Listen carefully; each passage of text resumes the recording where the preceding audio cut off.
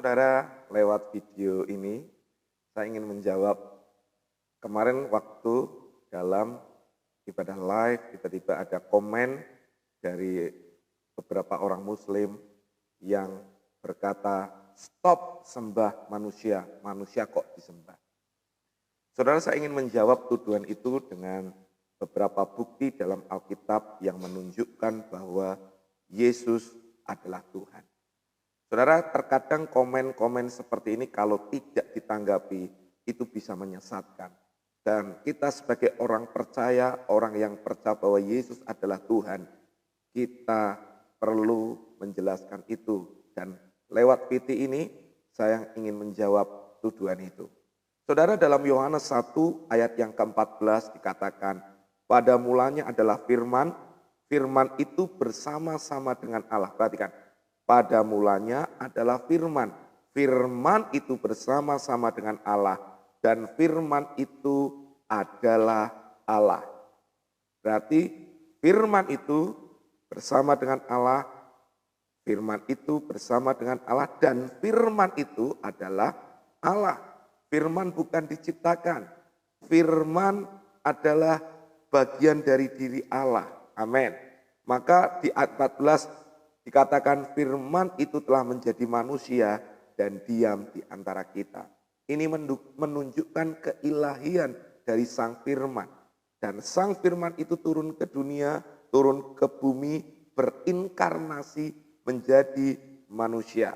Yang kita kenal di dalam nama Yesus Kristus. Saudara, berarti kalau firman adalah Allah, maka firman dan Allah itu satu hakikat. Bapa dan firman satu hakikat. Bapa dan firman satu hakikat, satu esensi, tapi beda pribadi karena firman telah turun ke dalam dunia. Amin. Nah, saudara, selanjutnya di dalam Yohanes 10 ayat 30 buktinya bahwa Yesus adalah Tuhan dikatakan bahwa aku dan Bapa adalah satu. Saudara, aku dan Bapa adalah satu menunjukkan bahwa satu hakikat. Bapa dan Yesus satu hakikat, beda pribadi. Bapa dia yang merencanakan segala sesuatu, Yesus merencanakan segala sesuatu. Yesus melaksanakan misi dalam dunia, dalam penyelamatan bagi manusia, dalam penebusan untuk manusia. Jadi Yesus adalah Tuhan. Saudara, selanjutnya di dalam Yohanes pasal yang ke-8 ayat yang ke-58 dikatakan, aku berkata kepadamu, sesungguhnya sebelum Abraham jadi, aku telah ada. Berarti kalau Yesus sudah ada sebelum Abraham ada, berarti dia sudah ada sejak dari kekekalan. Yesus mengatakan aku telah ada. Dalam bahasa aslinya dipakai kata ego eimi yang menunjukkan ketika Tuhan dalam kitab Keluaran ketika ditanya oleh Musa, siapakah engkau Tuhan? Dia berkata eye eser eye, aku adalah aku.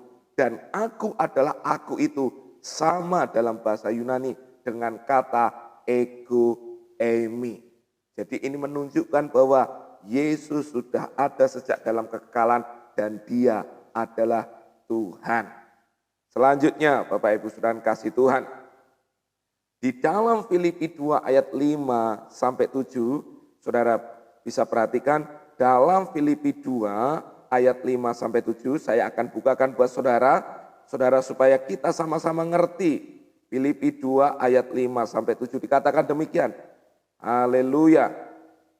Hendaklah kamu dalam hidupmu bersama menaruh pikiran dan perasaan yang terdapat juga dalam Kristus Yesus, yang walaupun dalam rupa Allah tidak menganggap kesetaraannya dengan Allah itu sebagai milik yang harus dipertahankan, melainkan telah mengosongkan dirinya dan mengambil rupa seorang hamba dan menjadi sama dengan manusia.